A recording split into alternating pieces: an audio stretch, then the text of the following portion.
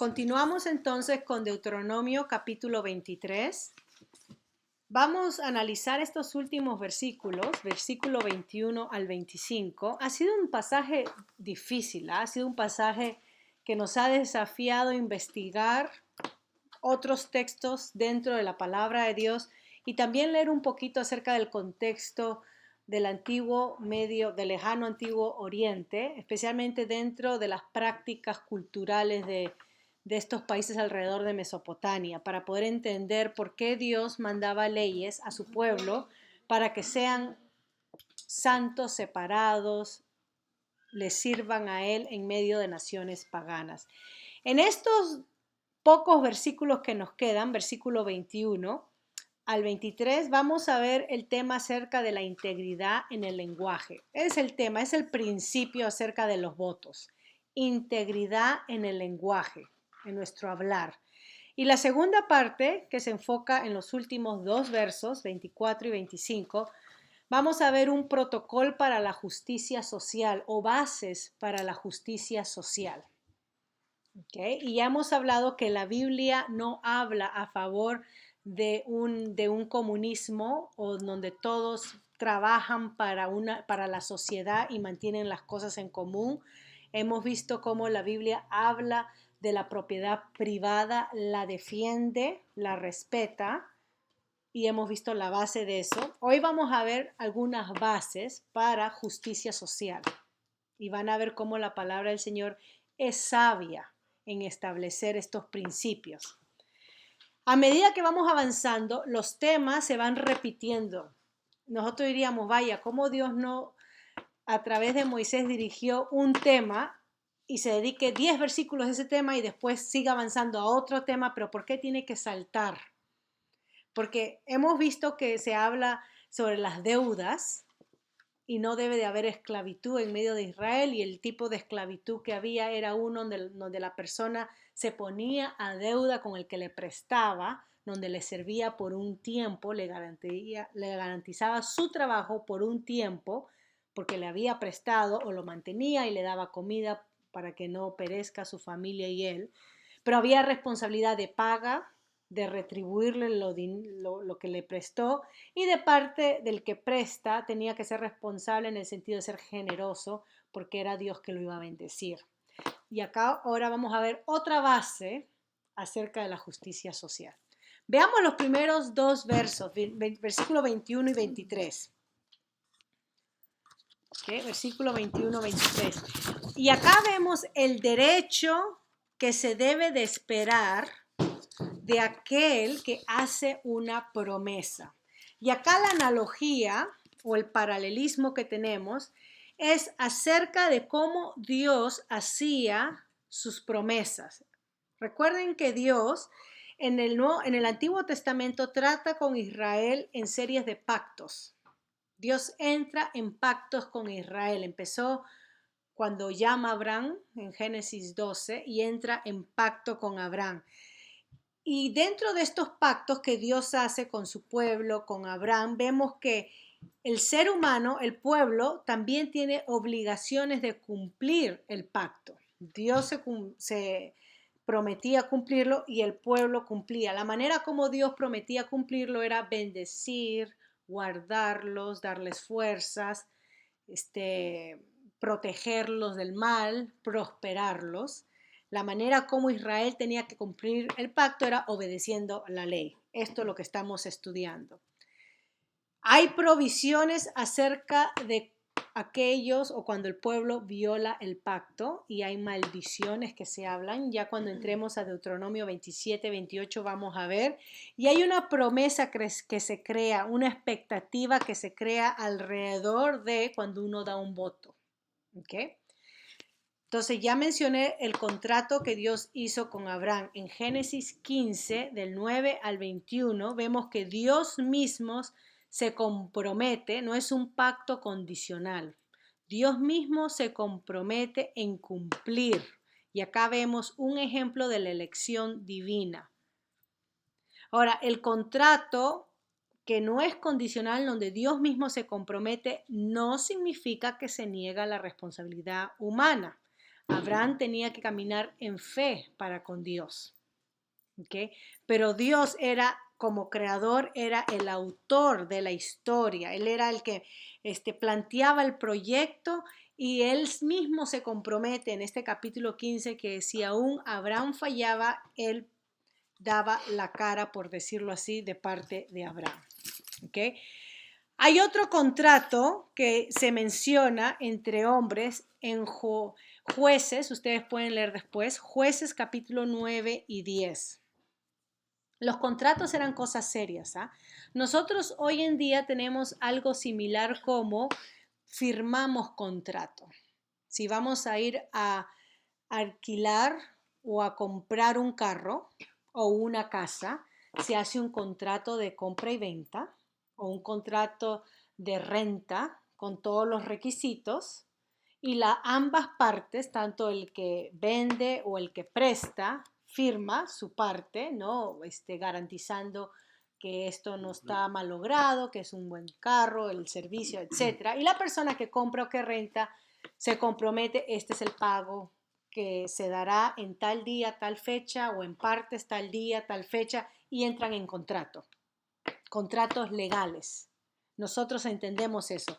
Bueno, acá los votos eran contratos, pero los votos se hacían verbalmente. ¿Okay? Los votos se hacían verbalmente. En ese pasaje que les mencioné, hay un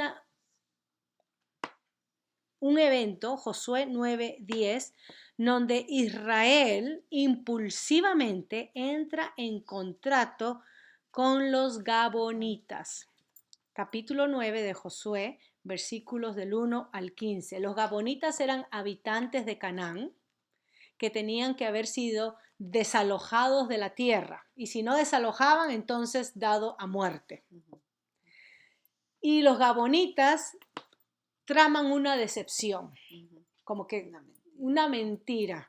Se disfrazan con ropas harajosas, con ropas gastadas, con comida ya gastado, que ha pasado el tiempo, y hacen todo un show, una finta ante los israelitas diciendo, venimos de tierras lejanas, mentira, eran de ahí mismo de Canaán, y queremos hacer pacto con ustedes, donde ustedes nos van a proteger, nos van a respetar la vida. Como Israel entendía, bueno, Dios ha dicho que no podemos hacer pacto con Canaán, pero con las naciones fuera, que no están parte de la tierra, no se ha dicho nada, entremos en contrato. Y parte del pacto que hacían en aquellos pueblos era que el pueblo más debilucho o el que pedía favores era el que se sometía al pueblo fuerte. Entonces llegaban a ser un solo pueblo. Y de alguna manera el pueblo más débil le pagaba tributo o dinero o servicio al pueblo fuerte, y el pueblo fuerte lo tenía que proteger contra cualquier ataque de enemigos. Entonces los enemigos del pueblo debilucho venían a ser los enemigos del pueblo fuerte y así establecían contratos verbales. Bueno, estos gabonitas eran cananeos y los engaña, Israel no consulta a Dios y hacen el contrato. Y después Dios les dice lo que había sucedido, ¿no? Las consecuencias, que ahora tenían que protegerlos. No podían romper ese contrato. Y eso nos demuestra a nosotros que hay un costo económico cuando no se cumple contratos. Cuesta. Si yo voy a hacer un contrato de pagar alquiler de renta de un apartamento y no pago, le va a costar al que me rienda. A mí no, pero al que me rienda. Y es aquí el tema de la integridad en el lenguaje, de que si yo voy a entrar en un contrato o voy a decir algo, tengo que cumplirlo. Tengo que cumplirlo. Ok, ustedes pueden leer ese pasaje de Josué capítulo 9 y Josué capítulo 10, porque lo interesante de esa historia es que se levanta un pueblo para atacar a los gabonitas e Israel tiene que ir a defenderlos, porque habían jurado contrato ¿no? de protección. Pero en 2 de Samuel capítulo 21, 400 años después, 2 de Samuel capítulo 21, vemos que Saúl mata vamos a ir al pasaje para que vean. Segunda de Samuel, capítulo 21,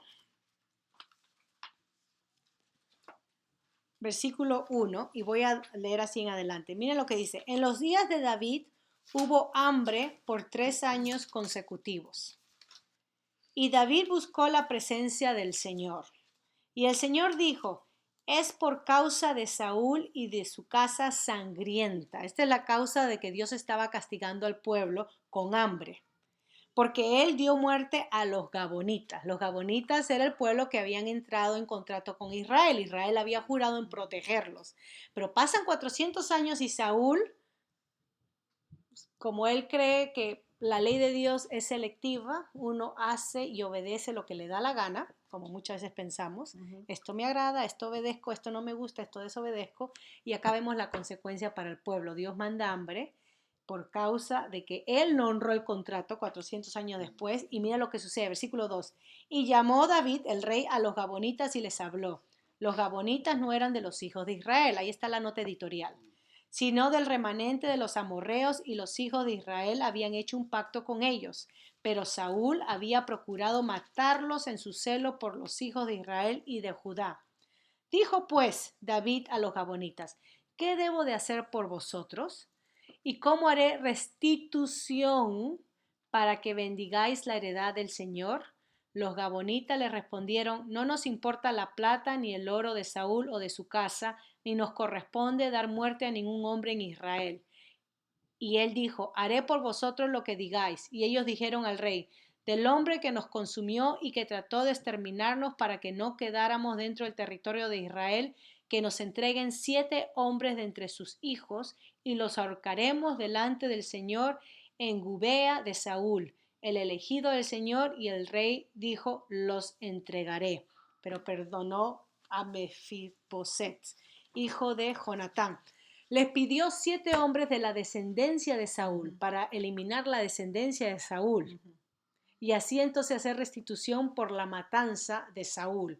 Ahora, no es que Saúl estaba obedeciendo a Dios de corazón, porque cuando Dios le dice a Saúl que mate a una tribu, ¿se recuerdan del rey? A los amalecitas, Saúl decidió no matar al rey porque no le convenía, porque había mucha plata. Se quedó con lo mejor y él mismo da y dice, es que es para sacrificio de Dios. Pretende encubrir su desobediencia y engaño con apariencia religiosa.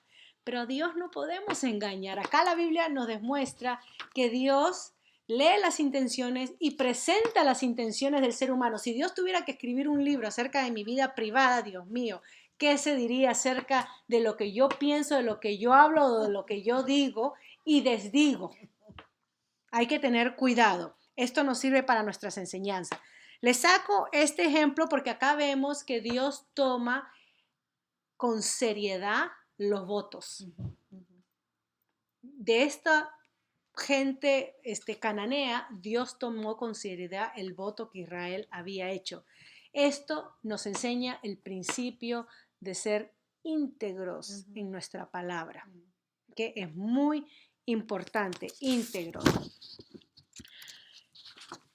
Ahora, recuerden que fueron muertos ahorcados delante de Dios. Y acá tenemos una ley que sacamos de la Biblia. Era vida por vida. Saúl había matado a los gabonitas. Y entonces la pena de muerte por homicidio era muerte. No confundamos, porque la pena de muerte no se aplicaba a los casos de robo. No se mataba por casos de robo, solamente cuando se quitaba la vida. Y en ese sentido, la ley del talión, ojo por ojo, diente por diente, se aplicaba, que la impartición de la justicia tenía que ser exacta al crimen, no más ni menos. Que en muchos países comunistas se manda más tiempo en la cárcel a una persona por matar una vaca y comérsela que por matar a una persona. ¿Qué? Ridículo. Y acá la ley de Dios da un balance justo de lo que es vida por vida y no dinero por vida.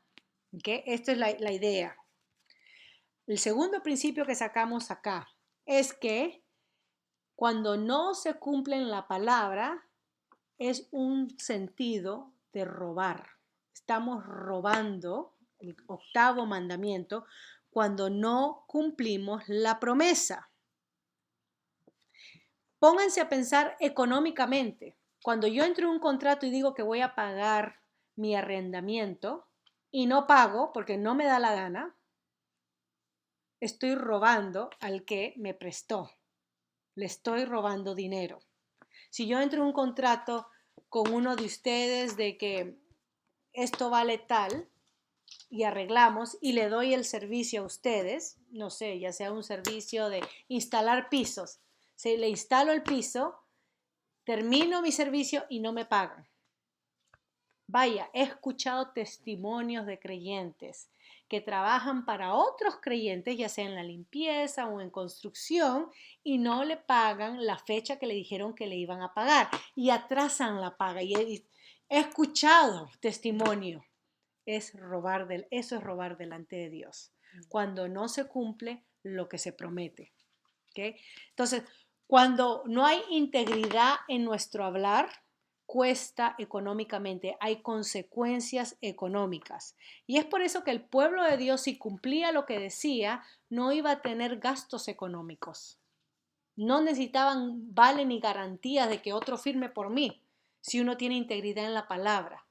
No necesitaba que un banco diga, sí, esta persona va a pagar porque tiene estos bienes. Con tal de decir yo pago era lo suficiente. Es en una sociedad cuando hay inmoralidad o pecado, no hay garantía de integridad. Y entonces no hay garantía, porque si hay que robar, hay que robar. La ley de la sinvergüencería. Y yo vengo de un país donde al vivo, más vivo hay que ser de los tontos. Y entonces cuesta monetariamente las injusticias. Nuestro Señor Jesucristo dijo, y con esto termino esta primera parte acerca de integridad en el lenguaje, en Mateo 5, versículo 34 al 37.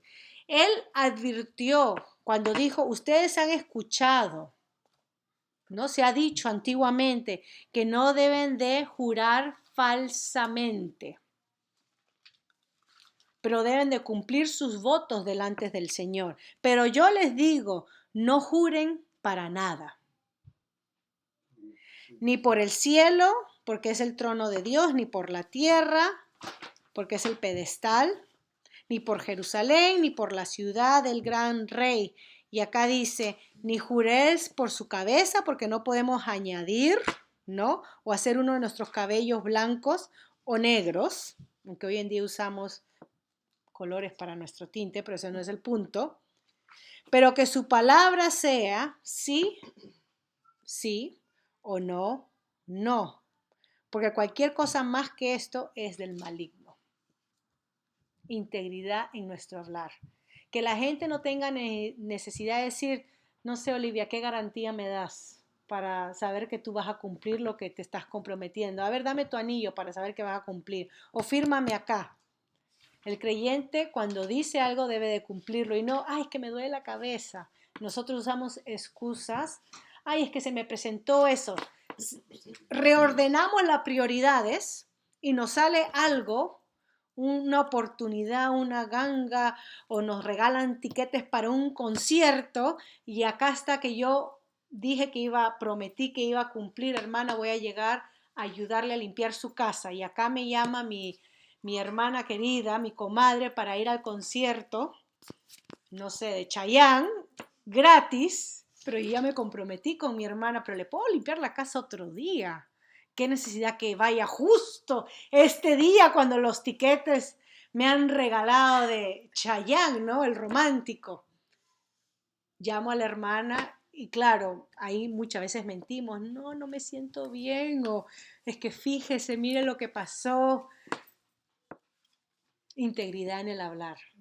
Entonces, por eso Jesucristo dice, no te comprometas. Nadie te está poniendo el cuchillo, por decirlo así, en la garganta o la pistola. No te comprometas. Mejor di, si el Señor me lo permite, hermanita, estaré ahí. Pero no me puedo comprometer. Porque si una vez yo digo, yo estoy ahí, cuente conmigo, entonces caiga Chayanne o quien sea, tengo que hacerlo. integridad en el hablar. Nosotros los latinos, lamentablemente, digo los latinos, yo sé que hay otras culturas, pero hablando de la mía, en esto totalmente fallamos. Somos impulsivos y mentirosos y la Biblia condena eso. ¿Ok? Entonces, es importante.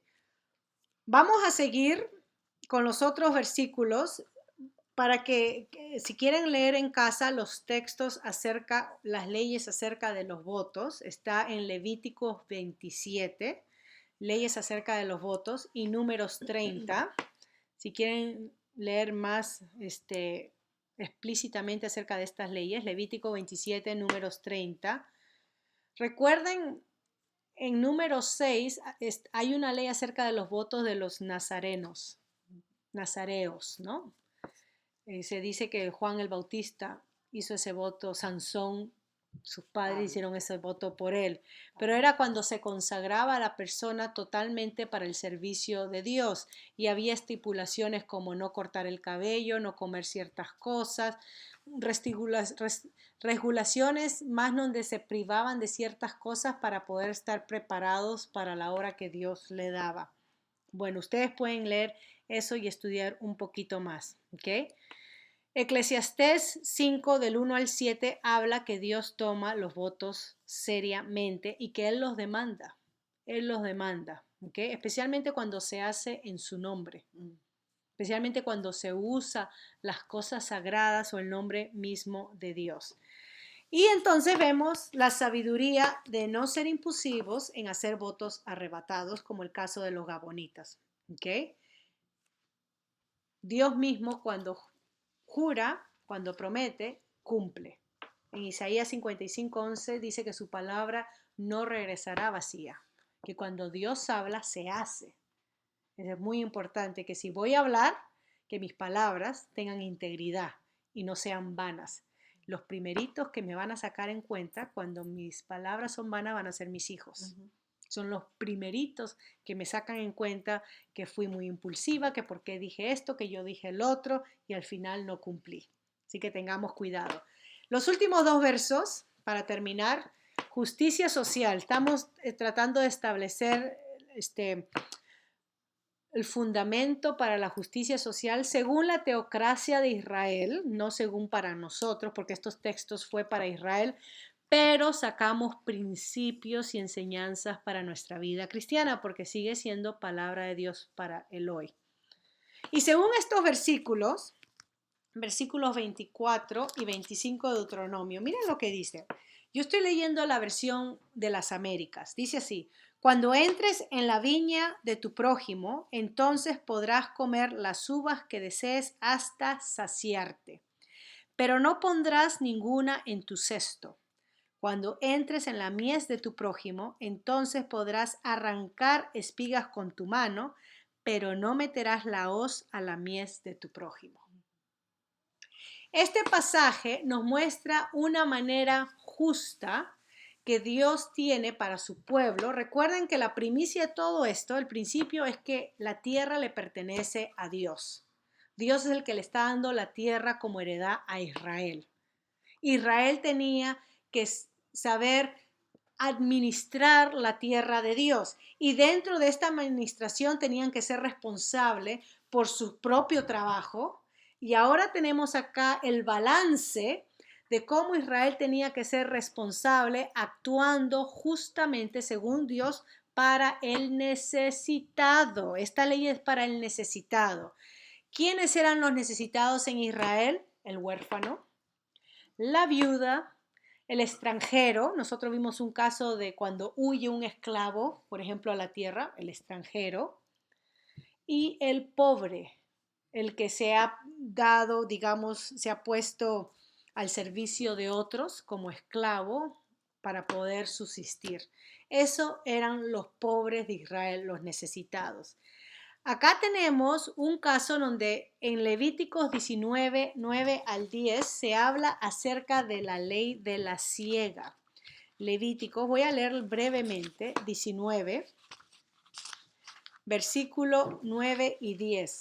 Dice así: Cuando ciegues la mies de tu tierra, no segarás hasta los últimos rincones de tu campo, ni espigarás el sobrante de tu mies. Tampoco rebuscarás tu viña, ni recogerás el fruto caído de tu viña. Lo dejarás para el pobre y para el forastero, el extranjero. Yo soy el Señor tu Dios. Este pasaje encaja dentro de las leyes según la siega. Y acá tenemos la estipulación de que el pobre podía entrar en los campos y comer hasta quedarse lleno. Tenía la libertad de entrar y comer del fruto del campo. La persona, el dueño, no tenía ningún derecho ante Dios de decirle, oye, estás comiendo en mi propiedad. Era parte de la ley para proveer a los pobres. No solamente eso, pero cuando recogían lo que quedaba y lo que quedaba en las laderas tenía que ser dejado para el pobre y así ellos, el rico, el hacendado, el que tenía, obedeciendo la ley de Dios, el pobre necesitado era suplido de sus cosas diarias que necesitaba. Era la manera como Dios trabajaba para sostener, proveer al necesitado, siempre y cuando el que tenía obedecía. Si el que tenía no obedecía, el pobre se quedaba pobre o los pobres se incrementaban. Acá tenemos el caso de Ruth. ¿Se recuerdan Ruth? Cuando regresa con su suegra Noemí, en Ruth capítulo 2, ella va a recoger de lo espigado. Y Dios tiene gracia para con ella porque había adoptado la fe de él, que había abandonado su fe.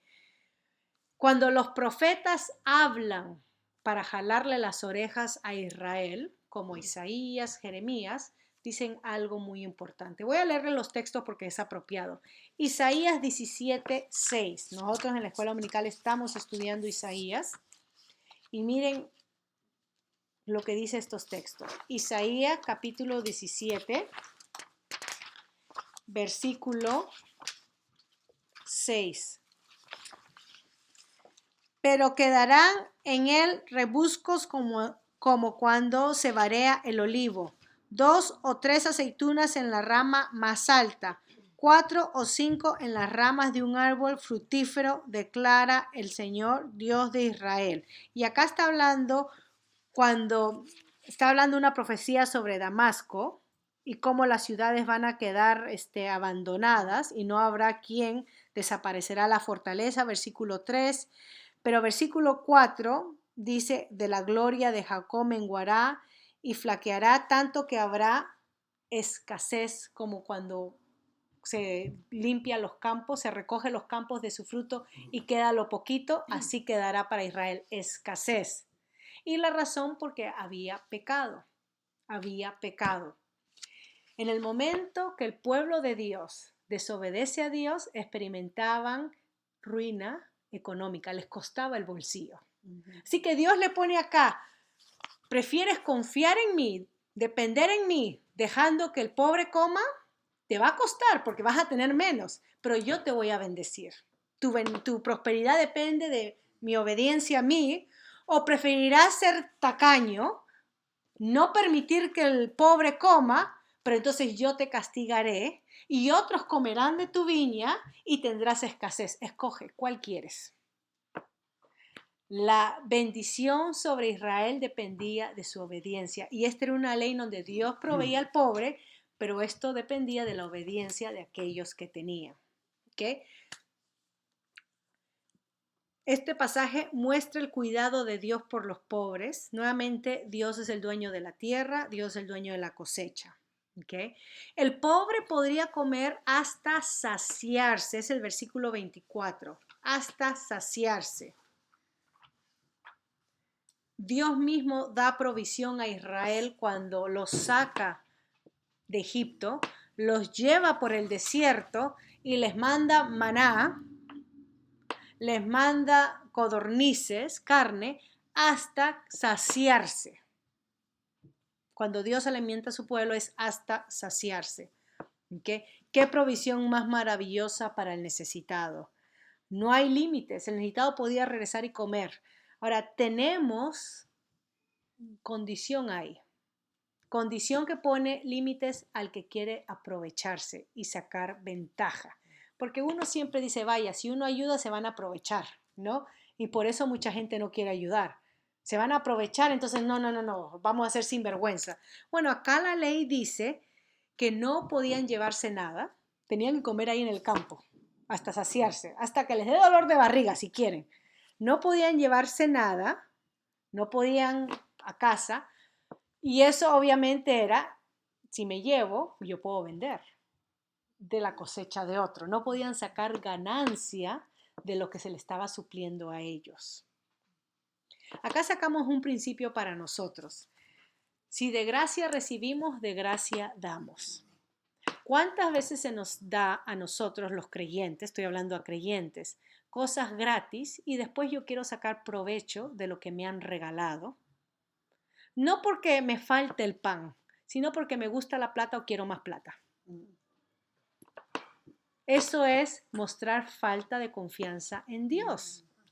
Si yo recibo algo y ya no lo uso, ya no lo necesito y tengo suficiente, hay más bendición. Digamos que alguien me regala una refrigeradora nueva y ya el Señor me bendijo, ya tengo medios, me compro una más grande y tengo la refri buena. Y sé de una familia que tiene una refri chiquitita, viejita, que se le está malogrando. Y el Señor me ha bendecido a mí, tengo en mi casa. Tengo dos opciones, vender la refri, ponerla en Kijiji, sacarle plata, es mi derecho, es mi propiedad. O pensar, si el Señor me regaló a mí algo, ¿cómo no yo ser de bendición con eso tan simple y pasarle a otra persona? ¿Dónde cree que Dios se va a agradar más? Según su ley, este es el corazón de Dios, que quiere proveer al necesitado para que esa persona cuando reciba de gloria a Dios y bendiga a Dios y yo pueda decir gracias Señor porque tú fuiste bueno conmigo y me usas para ser bueno con otros. Pero yo pudiera vender la refri y con ese dinero no sé irme a Canada Wonderland porque tengo derecho a pagarles a mis hijos el Season Pass y divertirme. Es mi derecho, sí lo es, pero estas leyes nos muestran el corazón de Dios. Justicia social. La justicia social debe de nacer de un corazón que desea ayudar, voluntario. Debe salir de entender si Dios es así para con nosotros y Dios dice, tu fe depende de cuánto tú esperas de mí. Yo te proveeré a ti. Imagínate, señores, que si dejo eso, el fruto al costado, eso son un par de toneladas. Con eso puedo pagar unas cuantas vaquitas para poder tener más para tener más dinero para poder ayudar a mi familia. ¿Tú me estás diciendo que deje y no recoja lo que está al costado? Sí. Y Dios, vamos a ver más adelante, ya hemos estudiado, no quiere que haya pobres en medio de su pueblo. Y la única manera es obedeciendo. Y dentro de este contexto, más adelante entra la ley del diezmo, tanto que se estaba hablando en la escuela dominical. Hay un principio ahí que también se saca. ¿Ok? Entonces, la condición era, no puede llevarse, tenía que consumirlo ahí el pobre, y obviamente esto equivalía, no podía sacar ventaja de la ayuda del que se está dando. Así que si recibimos algo y ya no lo usamos, pasemos esa bendición al que lo necesita. En Japón, un país no cristiano, conocido por sus bases no cristiano, sino de budistas y religiones orientales, ellos tienen una tienda, esto me maravilló a mí, donde la gente lleva cosas de casa, artículos, muebles, sofá, juguetes, adornos, lleva a un almacén, todo el mundo lleva, digamos, ya no necesito esto, me cae mal, ese mueble, lo llevo al almacén y puedes recoger cualquier cosa que necesites. Ah, pero necesito un mueble porque el mío se me rompió. Gratis. La gente va y lleva lo que necesita, otros llegan y recogen lo que necesitan. No puedes hacer negocio con eso, es para tu uso. Y si no necesitas algo, si yo ya no necesito esta silla de la niña, voy y la dejo ahí porque vendrá otro que sí lo necesite. Y así reciclan la cosa y se ayudan ¿no? De una manera. Eso es bíblico. Eso es bíblico, poder proveer al necesitado, poder demostrar el corazón generoso de Dios. Dios cuida del pobre como de los derechos de los agricultores, porque acá tenemos que no podían aprovecharse de la bondad de aquel que le daba. Así que no saquemos provecho, nosotros tampoco, de aquellos que nos ayudan. No saquemos dinero, no seamos tacaños, ávaros y saquemos ventaja de lo bueno que hemos recibido. Pasemos a otro que tenga necesidad. Voy a parar ahí para poder tener nuestro tiempo de preguntas y respuestas. No he hecho té, pero puedo hacer. Ahora que dices eso, lo de eso, con esto. Todo aspecto de nuestro andar. ¿Quién? Empiezan a pasar porque no los hemos visto. ¿Quién? ¿A quién? A los ¡Ah! A los compañeros no están los compañeros. compañeros revolucionarios. Revolucionarios. Los compañeros revolucionarios de armas. No está. No. Ya desaparecieron. Qué bueno. Ya desaparecieron. Se fueron a la comunidad del costado. Se fueron de vacaciones. Oye, dame